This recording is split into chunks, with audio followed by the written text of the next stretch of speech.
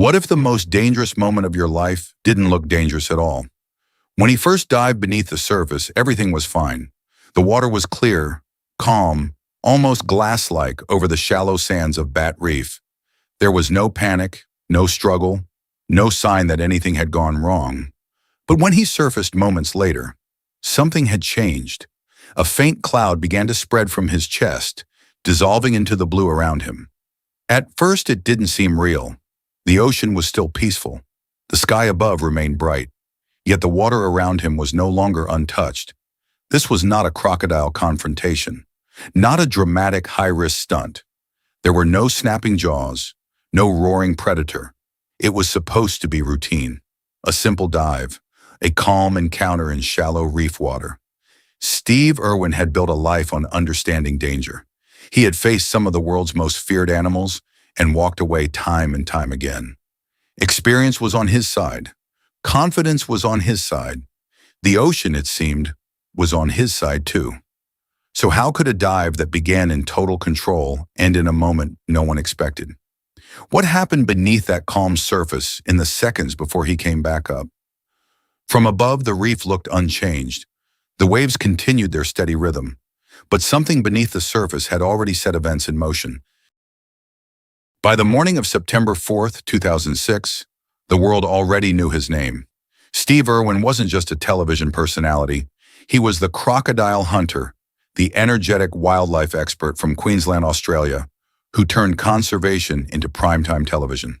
Through the global hit series, The Crocodile Hunter, which first aired in 1996, millions of viewers in the United States and around the world watched him leap toward danger with a grin on his face. He wrestled massive saltwater crocodiles in muddy rivers. He handled venomous snakes with steady hands. He swam beside sharks without hesitation. While most people saw fear, he saw fascination. While others stepped back, he leaned in. And it wasn't recklessness. It was knowledge. Steve grew up at the Queensland Reptile and Fauna Park, later renamed Australia Zoo. Wildlife wasn't a career choice. It was his upbringing. By the time he was an adult, he had relocated problem crocodiles, studied animal behavior, and built an instinct for reading subtle movements most people would miss. He didn't chase danger for entertainment. He believed that if people understood animals, they would protect them. That passion defined him. His voice was loud, his energy contagious. But beneath it was a clear mission: conservation through education. He wanted children to love wildlife, not fear it. He wanted families to see predators as essential parts of fragile ecosystems. And here's the question that lingers. When someone spends their entire life mastering danger, studying it, respecting it, surviving it, can anything truly catch them off guard? He had survived crocodile lunges measured in fractions of a second. He had handled some of the most venomous snakes on Earth. He had built confidence not from ego, but from experience. But on September 4th, 2006, off the coast of Queensland near Batt Reef, the risk he faced didn't have teeth. It didn't growl, and it didn't look like a crocodile. It was the morning of September 4th, 2006. Just after 11 a.m., the crew was working in shallow waters near Batt Reef, off the coast of Queensland. The project that day wasn't extreme. It wasn't another crocodile rescue. Steve was filming footage for a documentary series called Ocean's Deadliest. Conditions were ideal. The tide was steady, the surface was calm. Visibility underwater was clear enough to see the pale sand stretching across the seabed. The water was only about chest deep. Cameraman Justin Lyons was in the water nearby, filming with an underwater camera. The mood, by all accounts, was relaxed, routine, professional. Below them, resting on the sandy ocean floor, was a large stingray. It lay partially covered in sand, its wide body blending almost perfectly with the seabed. Stingrays are not known as aggressive animals. They do not hunt humans. They do not chase divers. In most cases, injuries happen when someone accidentally steps on one in shallow water. Their barb is a defensive tool, used only when they feel threatened. This wasn't supposed to be a risky shot. It was meant to be a simple glide by, a calm underwater moment showing a wild animal in its natural habitat. So what went wrong? Was the animal startled by a shadow passing overhead? Did it feel cornered? Did something in the current or positioning change the situation in an instant? Steve entered the water and swam toward the Stingray, positioning himself slightly above and just behind it. From that angle, it likely appeared to be a standard wildlife approach: controlled, measured, experienced. At first, the Stingray began to move away, gliding forward along the sand. Nothing unusual, no sudden aggression, no visible panic. It looked routine. But underwater, routine can shift in seconds. Because in just moments, something changed in the animal's behavior. And in just seconds, the calm rhythm of that late morning would be broken. Suggested danger. Then in an instant, the water over Batt Reef was still calm. Visibility remained clear. Nothing in the environment suggested danger. Then, in an instant, the Stingray reacted. Without warning, the animal stopped gliding forward and turned sharply upward. Its powerful body flexed. Its tail, equipped with a serrated barb used strictly for defense, whipped upward in a rapid reflex. It happened in seconds. Not a prolonged struggle, not a dramatic chase. A single defensive motion. Fast, instinctive, automatic. Stingrays do not lunge like sharks. They do not stalk like crocodiles. Their response when they feel trapped or threatened from above is immediate and vertical. A quick thrust meant to create distance, nothing more. But that single movement changed everything. Underwater cameraman Justin Lyons was just feet away, filming what he believed was a routine wildlife pass. At first there was confusion. The strike didn't look dramatic. There was no violent thrashing in the water. Steve initially appeared to pull back. Then he signaled. Those nearby did not immediately grasp the severity. In shallow water, with calm conditions, it was difficult to imagine that a defensive flick of a tail could cause catastrophic harm. How fast can a stingray react when it feels threatened? Faster than the human eye expects. Could anyone in that water, even experienced crew members, have prevented what happened in that split second? The ocean remained quiet. No storm, no chaos on the surface. Just a sudden shift in energy. And then, as the realization slowly began to settle in among the crew, the urgency changed. To understand why this happened, we need to understand the animal. By late morning on September 4th, 2006, just off Batt Reef, it became clear that something instinctive had occurred beneath the water. To understand the event, we need to understand the animal itself. Stingrays are fascinating and surprisingly delicate creatures. Their bodies are flat, wide, and perfectly adapted to glide along sandy seabeds with almost no effort.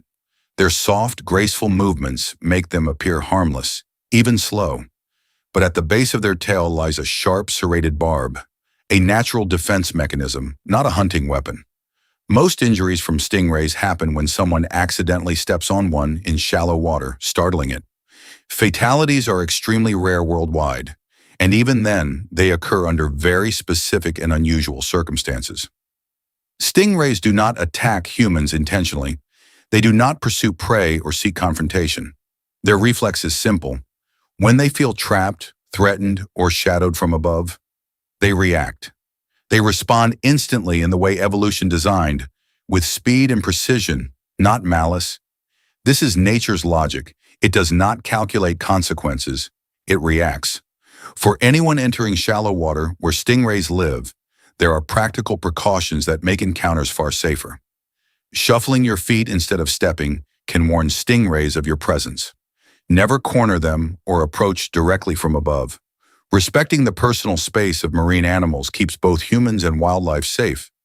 Even a seemingly small movement, if misread by an animal, can trigger a defensive reaction. But despite these precautions and despite Steve Irwin's extensive experience with wildlife, this strike was different.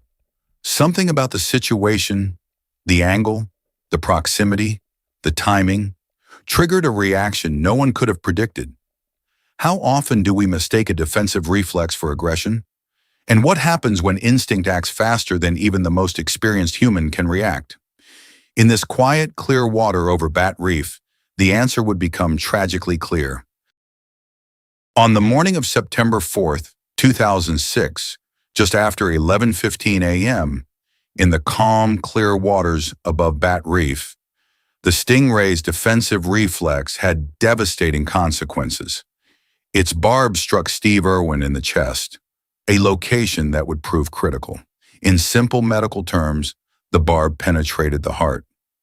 Most stingray injuries occur to the legs or feet, areas far from vital organs, and are rarely life-threatening.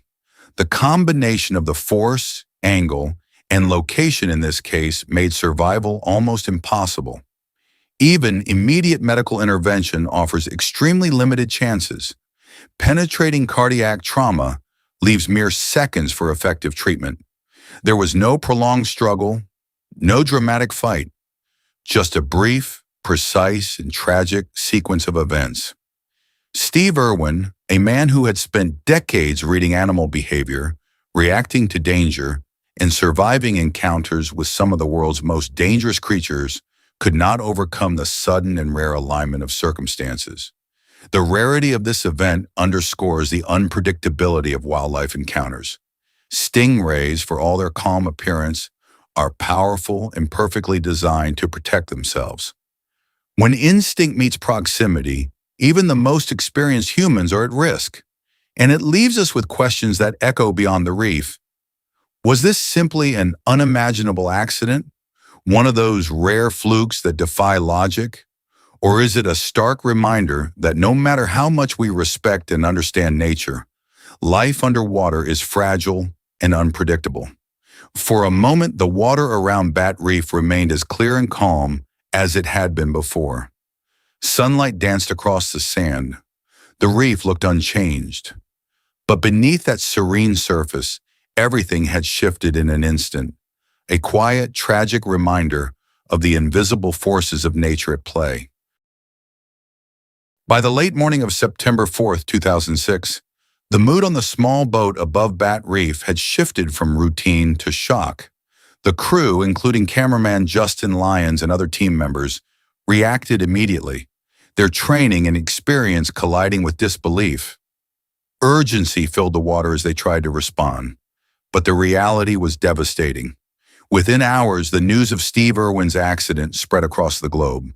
Television stations in the United States, Australia, and Europe interrupted regular programming to report the unexpected tragedy.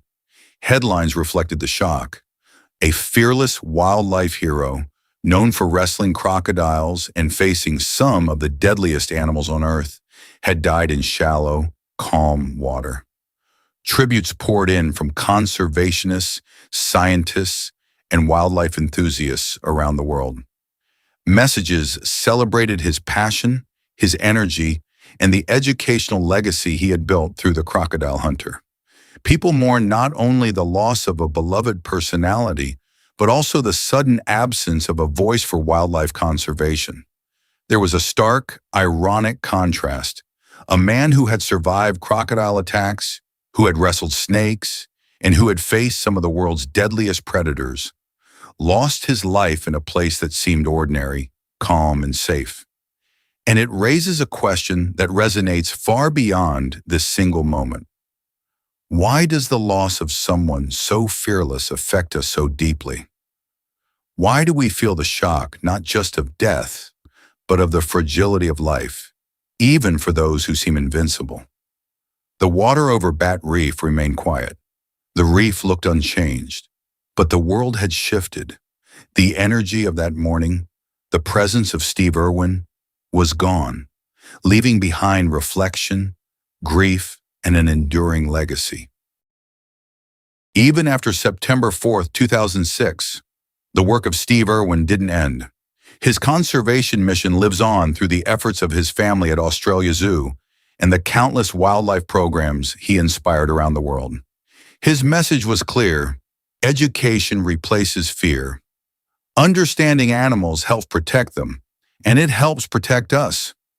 Yet Steve's tragic death off Batt Reef is a stark reminder that no amount of experience can make encounters with wild animals completely risk-free. The ocean may appear calm, the water clear, the environment familiar, but nature can act in ways even the most skilled experts cannot predict. There are lessons for everyone who loves wildlife. It deserves respect, not control. Experience reduces risk, but it can never eliminate it.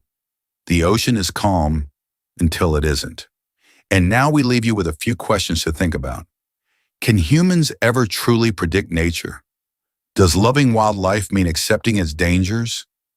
What lesson do you take from this tragedy? If you've learned something from Steve's story, take a moment to honor his legacy. Like this video, share it with others who care about wildlife, and subscribe to the channel to continue learning about nature responsibly. Steve Irwin taught the world not to fear wildlife, but to respect it. And perhaps that's the lesson that matters most.